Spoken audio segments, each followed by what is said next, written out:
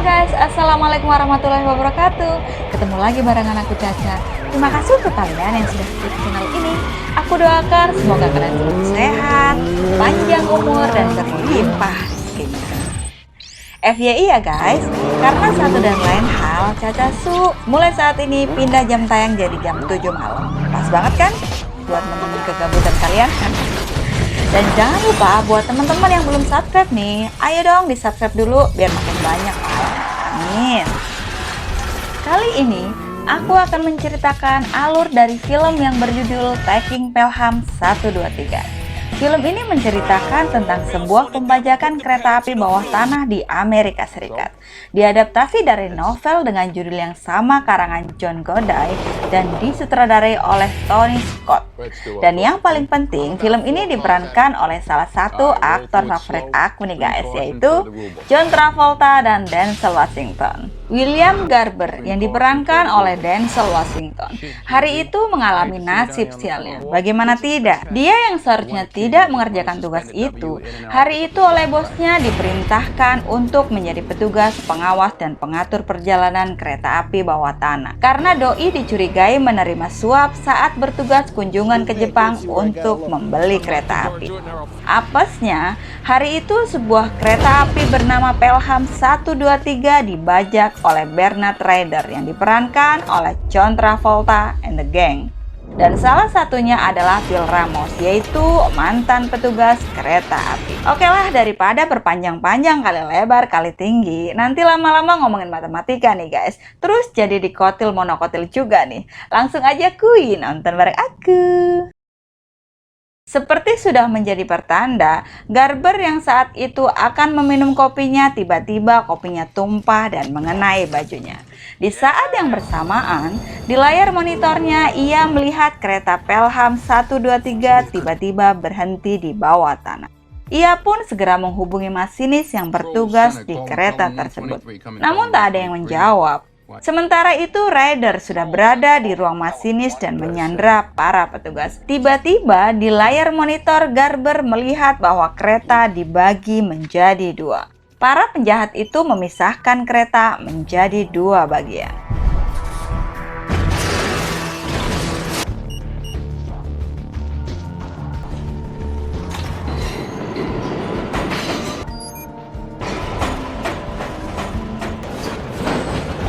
Seluruh petugas di pusat kontrol pun menjadi kebingungan karena Jerry Pollard sama sini tidak juga menjawab panggilan telepon itu. Melalui sambungan telepon juga terdengar suara tembakan dari dalam kereta.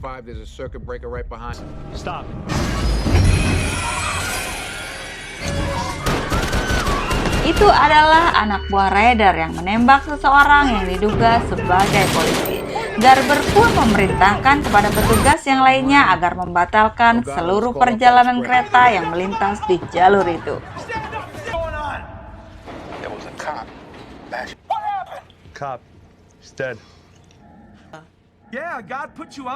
Keadaan di dalam kereta juga semakin kacau. Itu tidak seperti yang direncanakan oleh Ryder. Petugas FBI pun juga mulai berdatangan ke stasiun. Mereka masih belum tahu apa yang sedang terjadi. Hingga akhirnya Garber menerima telepon dari Pelham 123. Namun bukan Jerry Pollard yang berbicara, melainkan Ryder. Si Ryder tanpa basa-basi busuk langsung mengatakan bahwa dia sedang membajak kereta api itu. Dia juga tidak mau berbicara dengan yang lainnya kecuali Garber. Ia meminta tebusan $10 juta dalam waktu 1 jam. Banyak sekali itu ya. Dan jika terlambat, setiap 1 menit 1 orang sandera akan dibunuh. Ryder meminta tuntutan itu disampaikan ke wali kota New York yang saat itu juga sedang berada di kereta bawah tanah. Ia sudah tahu tentang berita pembajakan itu. Ia berencana untuk datang ke pusat kontrol kereta api. Sementara itu, Garber terus mengorek informasi tentang Ryder. Ia juga berusaha mempengaruhi Ryder untuk membatalkan pembajakannya. Ia mencoba berbicara tentang agama.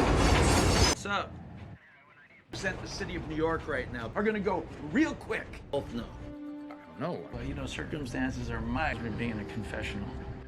Tiba-tiba petugas FBI datang. Setelah mendapat informasi mengenai Ryder dari si Garber, petugas itu mempersilahkan Garber untuk pulang dan dia akan mengambil alih kasus itu. Baru saja petugas FBI yang bernama Comaneci ini berbicara dengan Ryder, dia langsung menolaknya. Ia hanya ingin berbicara dengan Garber. Bahkan dia langsung menembak sang masinis saat Comaneci bersikeras bahwa dia adalah orang yang tepat diajak berbicara. Comaneci pun langsung syok mendengar suara tembakan itu. Dan mereka bergegas untuk mengejar Garber yang saat itu sudah OTW pulang. Sambil menunggu Garber, Ryder mengancam akan membunuh orang lagi dalam hitungan 10 jika Garber tidak kembali. Sementara itu waktu tinggal 39 menit lagi. Mereka harus mempersiapkan uangnya. Sniper juga sudah siap di lokasi kereta yang dibajak itu. Sementara itu bos Garber mengatakan kepada Comaneci bahwa Garber seharusnya tidak bertugas di situ. Ia ditugaskan di situ karena dicurigai menerima suap. Dasar emang lagi apes. Ia justru kini dicurigai terlibat dalam pembajakan kereta itu. Comaneci pun mulai bertanya-tanya kepada Garber. Rumahnya kini akan digeledah. Dan di saat yang bersamaan, Ryder juga mengetahui hal yang sama. Ia mengetahui itu dari Bill Ramos. Dan kini, Ryder memanfaatkan keadaan ini untuk menekan Garber. Ryder akan membunuh Sandra jika Garber tak mengaku bahwa ia menerima suap. Awalnya Garber tak mau mengaku, tapi demi menyelamatkan nyawa orang itu, dia mengaku menerima uang $35.000. Ia mengatakan bahwa uang itu bukanlah uang suap. Itu hanya uang terima kasih karena telah memilih kereta mereka. Garber tidak bisa memutuskan kereta mana yang akan dibeli. Dan dia juga mengatakan menggunakan uang itu untuk biaya kuliah anak-anaknya. Semua orang di situ pun menjadi terharu mendengar itu, dan kini mereka menganggap Garber adalah seorang pahlawan. Waktu kini tinggal 20 menit lagi. Garber menerima telepon dari istrinya yang bernama Teresa bahwa di rumahnya sedang digeledah oleh polisi. Sementara itu, uang yang diminta oleh Ryder kini sedang dalam perjalanan. Dan Pak Wali Kota New York juga sudah tiba di tempat Garber. Kehadirannya rupanya diketahui oleh Ryder. Ia ingin agar Pak Wali Kota menggantikan para Sandra yang ada di kereta. Tentu saja ia tidak mau. Waktu tinggal 11 menit lagi. Uang itu masih dalam perjalanan. Sementara semua jalanan sudah ditutup. Namun tiba-tiba, sebuah taksi nyelonong dan membuat mobil pembawa uang terbalik dan keluar jalur.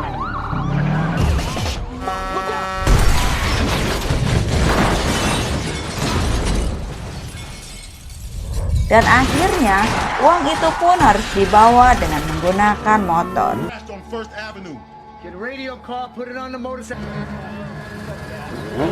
Dan kini waktu tinggal 2 menit lagi. Ryder akhirnya tidak mau menunggu lagi. Ia merasa ditipu dan akhirnya ia membunuh 1 orang Sandra lagi. Ia juga tidak mau mendengarkan penjelasan dari Garber. Sementara para sniper juga sudah siap dengan tembakannya. Mereka tinggal menunggu perintah.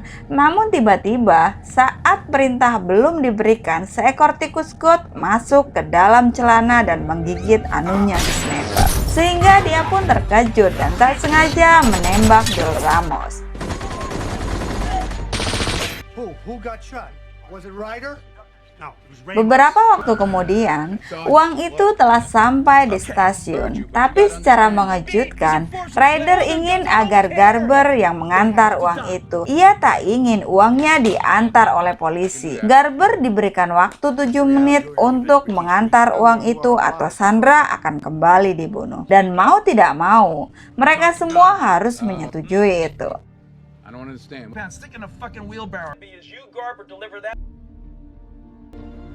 Sebelum berangkat, Garber menelpon istrinya. Tadinya Teresa mengatakan sangat bangga kepada Garber karena ia melihat di TV Garber yang menghandle kasus itu. Namun saat ia tahu bahwa Garber yang akan mengantar uang itu ke terowongan, Teresa menjadi sangat marah dan mengatakan biarkan saja orang-orang itu mati. Namun Garber menjelaskan situasinya. Dan akhirnya Teresa pun mengatakan kepada Garber, kalau gitu Garber harus membawa 1 galon susu pada saat dia pulang nanti. Garber dan community pun terbang menggunakan helikopter. You ever do anything like this before? And the guy with the gun? Kini Garber sudah sampai di terowongan. Petugas di sana memberikan pistol kepada Garber yang diletakkan dalam salah satu tas yang sudah ditandai. Karena jika dibawa langsung pasti bakal ketahuan. Setelah uangnya sampai, Ryder meminta Garber untuk mengemudikan kereta itu. Ia tahu bahwa dulunya Garber adalah seorang masinis. Ryder juga meminta kepada community agar memastikan bahwa semua lampu perjalanan kereta berwarna hijau. Karena jika ada satu saja lampu berwarna merah, maka semua sandera akan mati. Kereta pun melaju dengan kecepatan yang sangat kencang. Di tengah perjalanan, Ryder meminta agar keretanya diberhentikan. Mereka akan turun dan keluar dari salah satu terowongan. Kini mereka menjalankan kereta itu dengan autopilot. Yeah, how do you... It's going faster. Hammond, off the track, come on! Namun saat akan menuju ke terowongan itu, dilalahe salah satu tas yang diberi tanda tersenggol keral. Garber pun cepat-cepat mengambil pistolnya dan melarikan diri. Tembakan dari Ryder dan kawan-kawan tak mengenainya. Karena terburu-buru dan menganggap Garber bukan ancaman, maka Ryder pun membiarkannya. Tadinya Garber berniat untuk melarikan diri, namun tanpa sengaja ia melihat Ryder dan kawan-kawannya keluar dari sebuah lift di stasiun. Dia pun segera menghubungi petugas FBI. Sementara itu, Ryder dan kawan-kawan memutuskan untuk berpisah. Ryder menaiki sebuah taksi dan dikejar oleh Garber. Sementara teman-temannya mengambil arah yang berbeda. Saat mereka akan menyeberang jalan, tiba-tiba polisi berdatangan dan mengepung mereka. Mereka tak sempat mengambil senjata dan akhirnya mereka pun tewas berondong.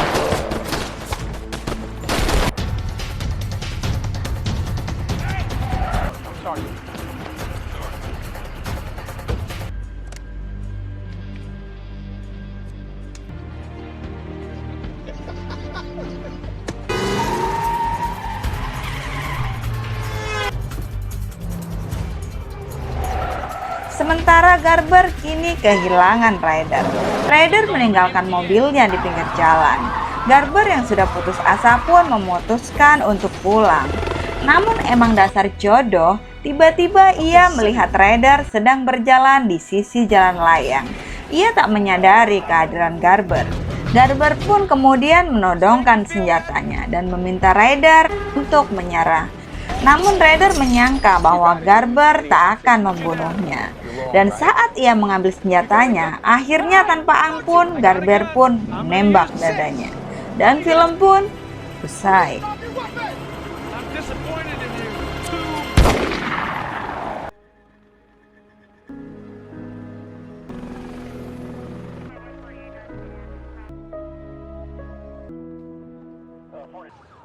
Kini Garber bisa pulang dan bernafas lega. Tak lupa ia juga membelikan segalon susu untuk istri tercinta.